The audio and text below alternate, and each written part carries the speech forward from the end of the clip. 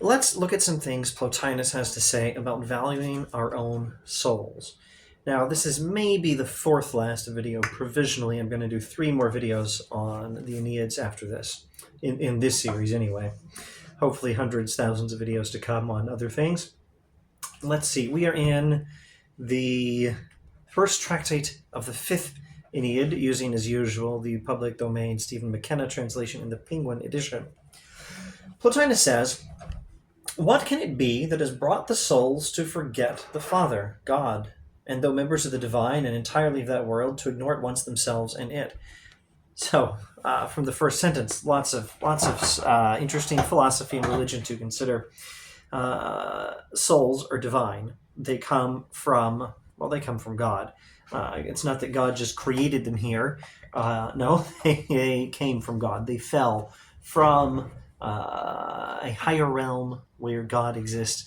And although this is somewhat metaphorical language, and that's always risky, in Plotinus, it's more or less, I think, okay to say that the soul, your soul, my soul, are pieces that broke off of God. Although I say that and I realize, no, we shouldn't talk that way. That's the way the Manichaeans talked. And it was crassly materialistic. And yet, as long as we keep in mind it's metaphor, it still may be best to say it this way. I'm undecided whether I should talk that way or not. Just don't try to think of the soul in physical terms, but do think of it as having fallen from a higher state where it was one with the divine. Although with Plotinus, you have to consider which divinity are we talking about here. It's not that there's 1, 2, 3, maybe more divinities. There's 3 layers of divinity, not at all the same as Christian Trinitarianism. There's the one, or the good.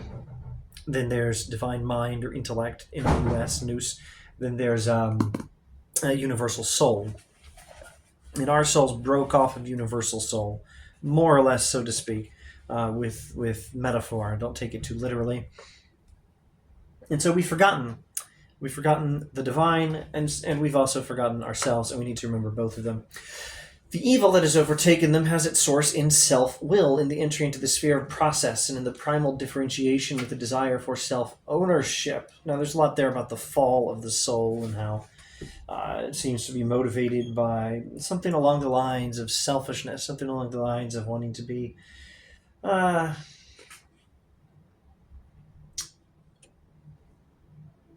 wanting what shall be described perhaps in the next sentence. They conceived a pleasure in this freedom and largely indulged their own motion. Thus they were hurried down the wrong path, and in the end, drifting further and further, they came to lose even the thought of their origin in the divine. Something along the lines of wanting independence, wanting to be your own thing independent of God. And the term translated self-will, we see in a convenient footnote here, is that key word I mentioned in another video, tolma, sometimes translated audacity. The audacity that tries to rebel against God and willfully goes down away from God. Now, this fall this fall can't not be described as bad, but in Plotinus, there's still something good about it. It is that which brings ordering of divinity further down throughout the universe. That much, at least, is good. Let's skip a bit, and on the next page we read, "Admiring pursuit of the external is a confession of inferiority, and nothing thus holding itself inferior to things that rise and perish, nothing counting itself less honorable and less enduring than all else it admires, could ever form any notion of either the nature or the power of God." Don't pursue things outside yourself at the same level as you. Pursue that which is within, the soul, and that which is above, outside yourself, if you want to think of it that way, but not at the same level, outside and above, something divine, something higher than you. Though in some real sense in Plotinus, that which is above and divine must also be considered that which is within, because the soul not only came from divine realms and is destined to go back there, at least that's what it's supposed to be doing, but it still has something of the divine in it. It still has a connection to the higher reality, as we've discussed in earlier videos.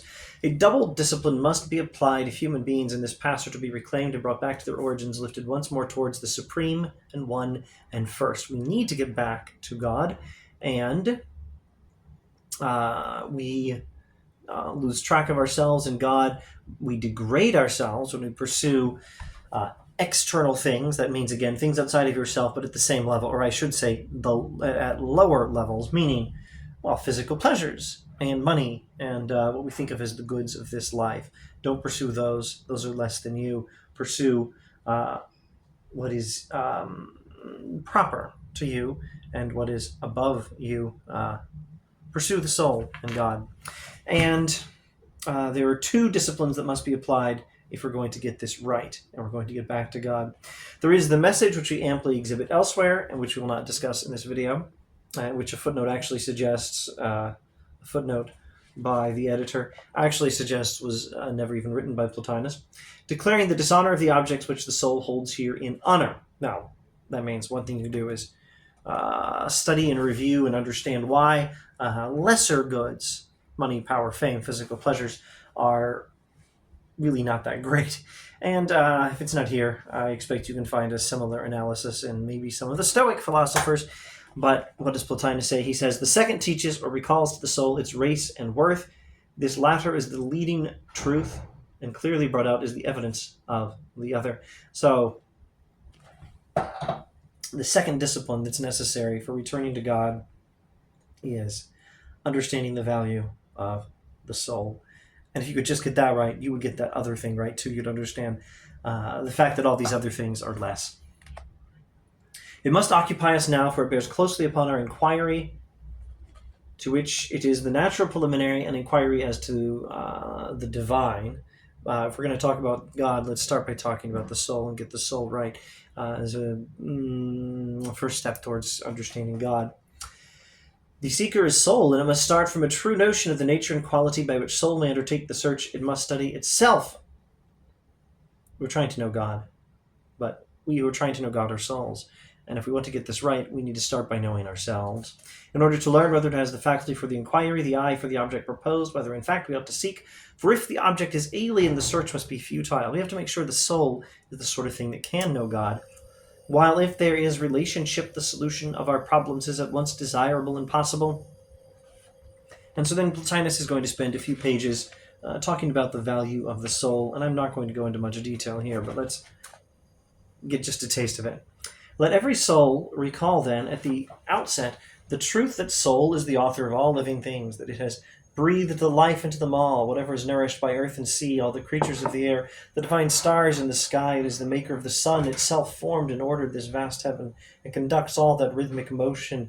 And it is a principle distinct from all these, to which it gives law and movement in life. And it must of necessity be more honorable than they, for they gather or dissolve as soul brings them life or abandons them. But soul, since it never can abandon itself, is of eternal being. So what's he talking about?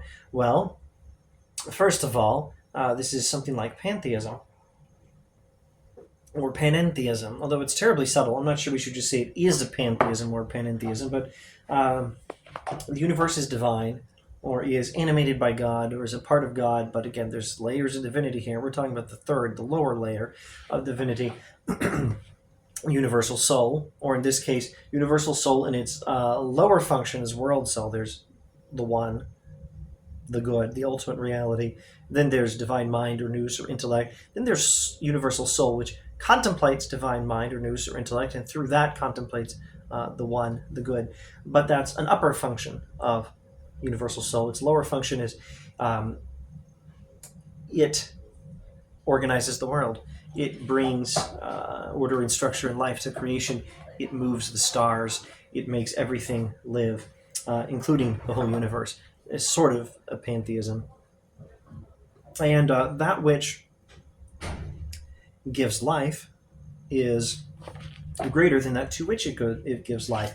That which moves is greater than that which is moved. The soul gives life. The soul moves, and it is greater than that which it moves, greater than that to which it gives life. We must pause to understand, to review, if we don't already know this, what soul actually means in pre-modern philosophy. Now, these days, and you can blame watered-down cultural forms of Christianity, maybe. You can blame stupid movies like Ghostbusters. Well, brilliant movies, perhaps, but also kind of stupid in their metaphysics. Well, it's not a bad movie. It's a wonderful movie in some ways, but terrible in its metaphysics.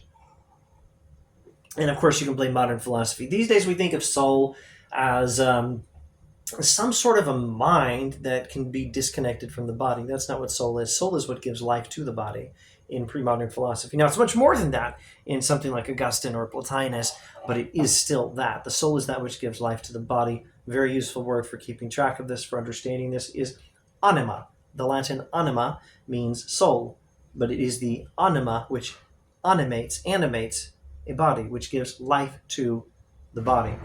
A thing which is animated is a thing which is alive because it has a soul. So plants have souls, trees have souls, snails have souls, dogs have souls, and the soul of a snail does more than the soul of a dog. The soul of a snail does more than the soul of a tree. The soul of a dog does more than the soul of a snail, and the soul of a human does more. All of them have a soul which gives life and takes in nutrition. I'm doing a little bit of basic Aristotle here, and takes in nutrients and grows and reproduces. And the animal soul also moves around. And some animal souls, like for dogs, have higher levels of consciousness, they have memory. But then the human soul has all of those things and reason. Dogs don't debate what is the best form of government. They've never calculated the digits of pi to any number of decimal places. All right. So soul is what does that. It animates, it gives life to, it organizes, and it moves that which is less than it. And here Plotinus even suggests that non-sentient beings, non-living beings as we think of them, like even the stars and the clouds and the earth itself, are in a sense living.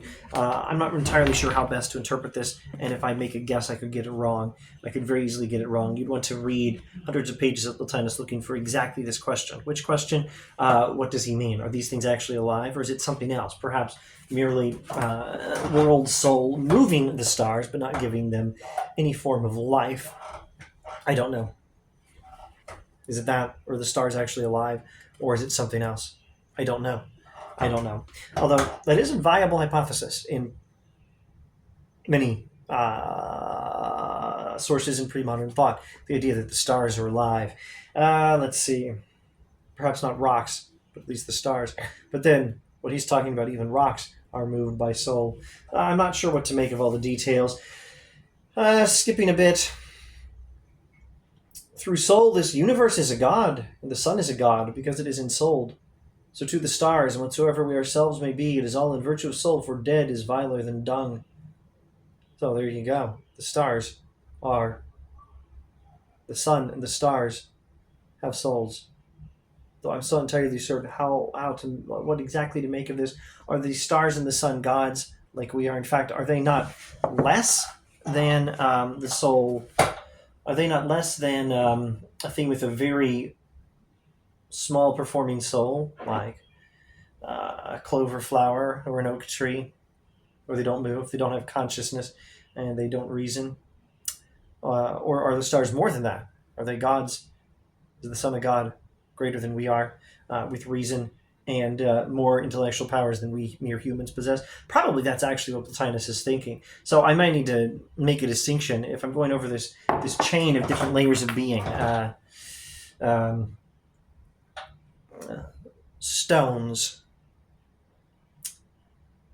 trees, snails, dogs, humans. I have to put stars in the sun up here above humans, and rocks down here below even trees.